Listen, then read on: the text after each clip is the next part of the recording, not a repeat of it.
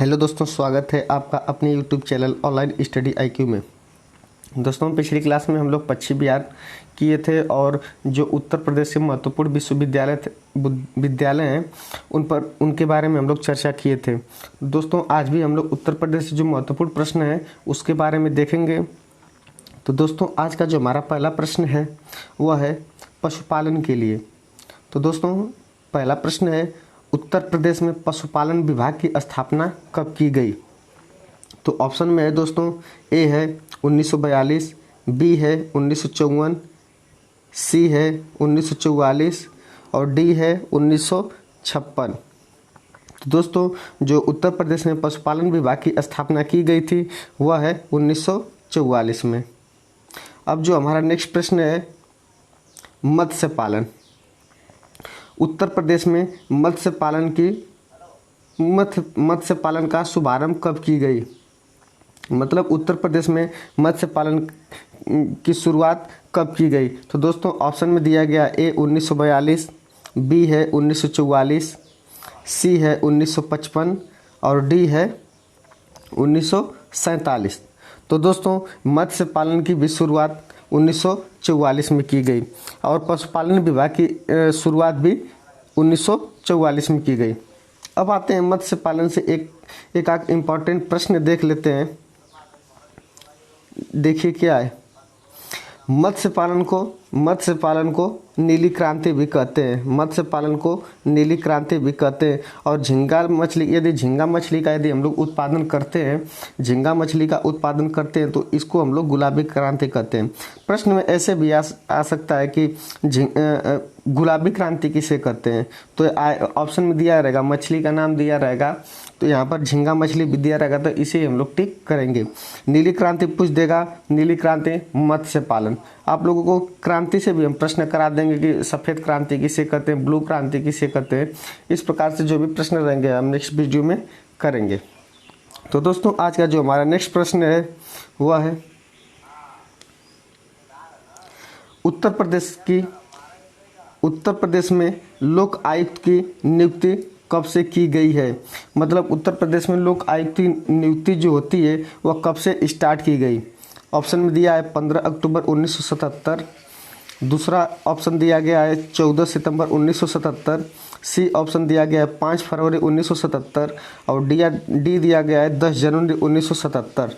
तो दोस्तों, इसका लोक आयुक्त की जो नियुक्ति है वह दिया गया है 14 सितंबर 1977। 14 सितंबर को हम लोग क्या मनाते हैं?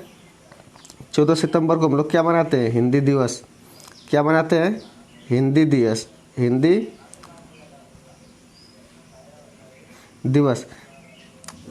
यदि मान लीजिए हिंदी दिवस 14 सितंबर को है, यदि विश्व या राष्ट्रीय हिंदी दिवस है, कौन सा हिंदी दिवस है या राष्ट्रीय दिवस है 14 सितंबर को, यदि विश्व हिंदी दिवस पूछ दिया, तब कौन सा डेट आ जाएगा? विश्व हिंदी दिवस पूछ दिया तो आ जाएगा 10 जनवरी। 10 जनवरी को हमारा क्या होता है? विश्व हिंदी दिवस होता है। अब चलते हैं नेक्स्ट प्रश्न पे।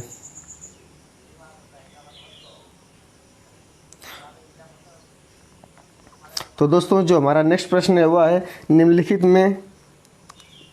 निम्नलिखित में से किस धार्मिक समुदाय का उत्तर प्रदेश में तीसरा सबसे बड़ा स्थान है? दोस्तों, स्थान से पूछ रहा है कि मतलब धार्मिक समुदाय का तीसरा सबसे बड़ा स्थान है। ऑप्शन में दिया गया ईसाई, बी दिया गया है सिख और सी दिया गया है बौद्ध और डी दिया गया है जैन। तो दोस्तों, तीसरा सबसे बड़ा स्थान जो है वह है धर्म का, सिख धर्म का है। पहला स्थान किसका है? पहला स्थान है हिंदू का। पहला स्थान है हिंदू, बी मुस्लिम, सी है सिख। ठीक है दोस्तों, तो इस प्रकार से हम लोग का जो धर्म से प्रश्न है, एक हो गया मुस्लिम, आबादी 2 हो गई और सी हो गया सिख। अब चलते हैं नेक्स्ट प्रश्न पे। उत्तर प्रदेश में भारत कला भवन कहाँ है? उत्तर प्रदेश में भारत कला भवन कहाँ है? ऑप्शन में दिया गया है ए इलाहाबाद में, बी दिया गया है वाराणसी में, सी दिया गया है मथुरा में और डी दिया गया है आगरा में। तो दोस्तों भारत कला भवन जो है वह है हमारा उत्तर प्रदेश में, कहाँ पर है, वाराणसी में। ठीक है दोस्तों, अब चलते हैं नेक्स्ट प्रश्न पे। और वाराणसी में एक, जैसे यहाँ पर भारत कला भवन पूछ दिया, वाराणसी में तो भारत माता मंदिर भी है, भारत माता मंदिर भी कहाँ पर, वाराणसी में भी है। अब चलते हैं नेक्स्ट प्रश्न पे। उत्तर प्रदेश में कौन सा और निम्नलिखित में से कौन सा उत्तर प्रदेश का परंपरागत उद्योग है? परंपरागत उद्योग यहाँ पर पूछ रहा है। ए दिया गया है पटसन, बी दिया गया है लोहा, सी दिया गया है चीनी और डी दिया गया है चमड़ा। तो दोस्तों जो परंपरागत उद्योग उत्तर प्रदेश का है वह है चीनी का। मतलब कि यदि चीनी का परंपरागत उद्योग है तो मतलब इसका है कि उत्तर प्रदेश में गन्ना ज़्यादा होता है। ठीक है दोस्तों, गन्ना कहाँ पर ज़्यादा होता है, उत्तर प्रदेश में, इसीलिए जो उद्योग है परंपरागत उद्योग तो वह है चीनी। ठीक है, चीनी को हम लोग क्या कहते हैं, सुक्रोज भी कहते हैं।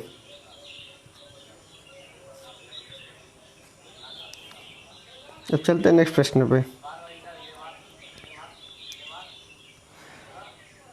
उत्तर प्रदेश में कंप्यूटर एडेड डिजाइनिंग परियोजना का केंद्र है। जो कंप्यूटर एडेड डिजाइनिंग परियोजना का जो केंद्र है वो उत्तर प्रदेश में है। कहाँ पर है? ए ऑप्शन में दिया गया है आगरा, बी है लखनऊ, सी है कानपुर और डी है इलाहाबाद।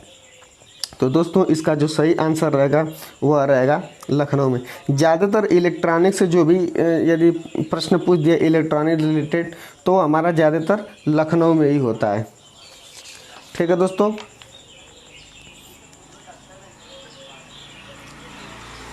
अब पूछ रहा है महर्षि वाल्मीकि आश्रम कहाँ पर स्थापित है? महर्षि वाल्मीकि आश्रम कहाँ पर स्थापित है? ए ऑप्शन में दिया गया है श्रावस्ती, बी है कालपी, सी है बिठूर, डी है इनमें से कोई नहीं। तो महर्षि वाल्मीकि जो है वह है कहाँ पर? बिठूर में। कहाँ पर है? बिठूर में।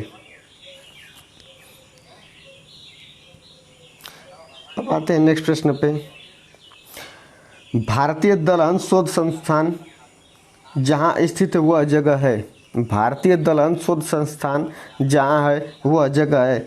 ऑप्शन में दिया गया ए इलाहाबाद, बी है लखनऊ, सी है फैजाबाद और डी है कानपुर। तो दोस्तों इसका जो सही आंसर है वह है कानपुर। कानपुर में दलहन शोध संस्थान है।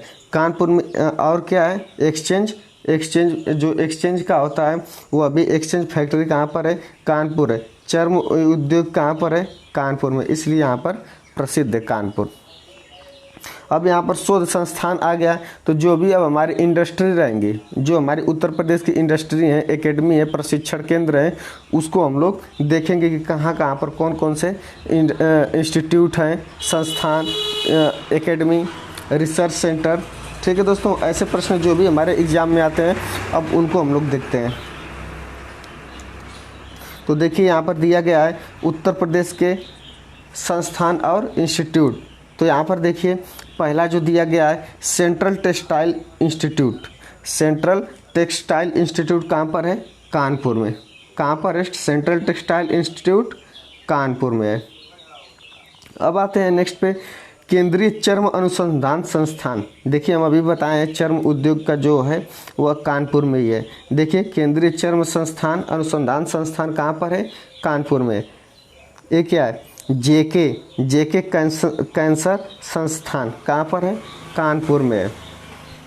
नेशनल शुगर इंस्टीट्यूट, जो शुगर इंस्टीट्यूट का जो भी है वह केंद्र कहाँ पर है? उत्तर प्रदेश में, कानपुर में ही है। अब देखिए उत्तर प्रदेश यूपी वस्त्र प्रौद्योगिकी यह कहाँ पर है? यह भी कानपुर में ही है। मतलब जो यहाँ पर देखिए 4-5 प्रश्न हमारा जो बना है वह सिर्फ कानपुर से बना है। देखिए इतना जो भी प्रश्न बना है वो यह सिर्फ कानपुर से इतना बना है। ठीक है दोस्तों, अब आते हैं नेक्स्ट पे, doctor Ambedkar police academy. Doctor Ambedkar doctor Ambedkar police academy कहाँ पर है? यह है मुरादाबाद में। कहाँ पर? मुरादाबाद में। आलू अनुसंधान संस्थान केंद्र, यह प्रश्न यूपीपी में आया हुआ है। यह यूपीपी में आया हुआ प्रश्न है। आलू अनुसंधान केंद्र कहाँ पर है?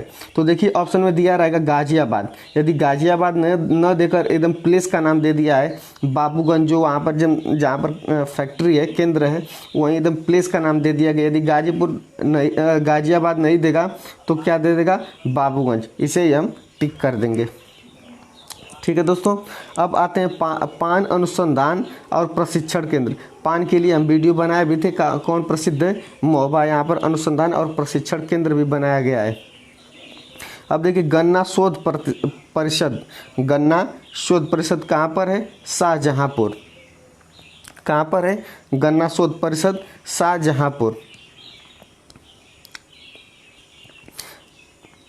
अब देखिए गन्ना इंस्टीट्यूट ऑफ टेक्नोलॉजी, यदि शोध परिषद पूछ दिया, यदि शोध परिषद पूछा तो शाहजहाँपुर। यदि इंस्टीट्यूट ऑफ टेक्नोलॉजी प्रश्न आ गया, इंस्टीट्यूट ऑफ टेक्नोलॉजी पूछ दिया तो आ जाएगा लखनऊ। हम आपसे बताए कि टेक्नोलॉजी से जो भी रिलेटेड रहेगा उसका जो भी सही आंसर रहेगा वो रहेगा लखनऊ। अब देखिए Indian institute of vegetable research, vegetable research मतलब सब्जियों का जो रिसर्च है वह कहाँ पर सेंटर है? वह है वाराणसी में। ठीक है दोस्तों, अब देखिए क्या है, इंडियन इंस्टीट्यूट ऑफ हथकरघा मतलब हैंडलूम, जो साड़ियाँ बनती है, कहाँ की फेमस है? टेक्नोलॉजी, इंडियन इंस्टीट्यूट ऑफ हथकरघा टेक्नोलॉजी कहाँ पर है? यह है वाराणसी में। कहाँ पर है? वाराणसी में। ठीक है दोस्तों, यहाँ पर जो अब महत्वपूर्ण अनुसंधान संस्थान थे इसको हम लोग देखें। अब चलते हैं कुछ प्रश्नों को और देखते हैं। उत्तर प्रदेश का मिर्ज़ापुर नगर किस नदी के किनारे बसा हुआ है? उत्तर प्रदेश का मिर्ज़ापुर जो नगर है वह किस नदी के किनारे बसा हुआ है? तो ऑप्शन में दिया गया ए है गंगा, बी है सरयू, सी है गोमती और डी है यमुना। तो दोस्तों उत्तर प्रदेश का जो मिर्ज़ापुर नगर बसा हुआ है वह कौन सा है? किस नदी के किनारे बसा हुआ है? तो गंगा नदी किनारे। सरयू से प्रश्न एग्जाम में आ सकते हैं क्योंकि सरयू के किनारे कौन सी नगरी बसी हुई है? अयोध्या। कौन सा बसा है? अयोध्या। यह प्रश्न आ भी गया है एग्जाम में और इस बार पूछ जाने की संभावना भी है। ठीक है दोस्तों, अब चलते हैं नेक्स्ट प्रश्न पे। उत्तर प्रदेश के उत्तरी भाग को स्पर्श उत्तर प्रदेश के उत्तरी भाग को कौन से देश की सीमा स्पर्श करती है? मतलब जो उत्तर प्रदेश का उत्तरी जो भाग है उसको किस देश की सीमा स्पर्श करती है?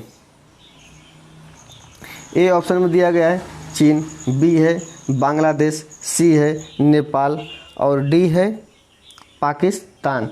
तो दोस्तों उत्तर प्रदेश का ये जो नक्शा है इस तरह है, इस तरह। तो देखिए यह हो गया पूर्व, यह हो गया वेस्ट, यह हो गया नॉर्थ और यह हो गया साउथ। तो दोस्तों उत्तर प्रदेश से उत्तर में देखिएगा क्या है? नेपाल है। उसके बाद चीन है, नेपाल के बाद चीन है। और पश्चिम इधर है। पूर्व में देखिए क्या है? पूर्व में बिहार है। पूर्व में क्या है? बिहार है। और इधर जाएंगे तो राजस्थान हमारा पड़ेगा उत्तर में, पश्चिम में। और उत्तर में देखिए कौन सा है? नेपाल है। ठीक है दोस्तों, यदि उत्तर प्रदेश में भारत के बाहर चले जाएंगे तो हमारा कौन सा भारत के बाहर यदि पूछ दिया वेस्ट में तो पाकिस्तान पड़ेगा। ठीक है दोस्तों, अब पूर्व में पूछा है तो पूर्व में पड़ता हमारा बांग्लादेश, भारत की दृष्टि से पूरे। लेकिन उत्तर प्रदेश की दृष्टि से यदि पूछ रहा है उत्तर में किस देश की सीमा स्पर्श करती है तो आएगा नेपाल। ठीक है दोस्तों, अब चलते हैं नेक्स्ट प्रश्न पे। केन नदी, जो केन नदी है, केन नदी उत्तर में किस नदी से आकर मिलती है? जो केन नदी है वह उत्तर में या उत्तर प्रदेश में केन नदी उत्तर प्रदेश में, यहाँ पर उत्तर प्रदेश रहेगा, में किस नदी से आकर मिलती है? ए ऑप्शन दिया गया है गंगा, बी है रामगंगा, सी है गोमती और डी है यमुना। तो दोस्तों यूपी स्पेशल में जब आप लोगों को नदियाँ पढ़ाए थे तो यूपी के बारे में बताए थे। ये मान लीजिए यूपी का नक्शा यह इस तरह से है, ठीक है। तो दोस्तों यहाँ पर आप लोगों को बताए थे कि जो उत्तर प्रदेश जो केन नदी है वह आकर किस नदी से मिलती है यमुना। अब यमुना की आप लोगों को जब यूपी स्पेशल हम पढ़ाए थे, जिसमें रिवर पढ़ाए थे, यूपी की जो नदियाँ होती हैं, यदि आप लोग उस वीडियो को नहीं देखें तो देखिएगा, उसमें बहुत आसानी से हम बताएं कि जो सहायक नदियाँ हैं वो अभी बताएं। तो देखिए यहाँ पर बताए थे चंबल, बेतवा, केन, इस प्रकार से बताए थे किसकी ये सहायक नदियाँ हैं, या यमुना की सहायक नदियाँ हैं, चंबल, बेतवा, केन, ठीक है दोस्तों। तो दोस्तों आज के लिए बस इतना ही। यदि आप हमारे चैनल पर नए हो तो चैनल से जुड़िए, और यदि आपका कोई सुझाव है तो हमें सुझाव भी दीजिए, ठीक है दोस्तों। आज के लिए इतना ही, थैंक यू।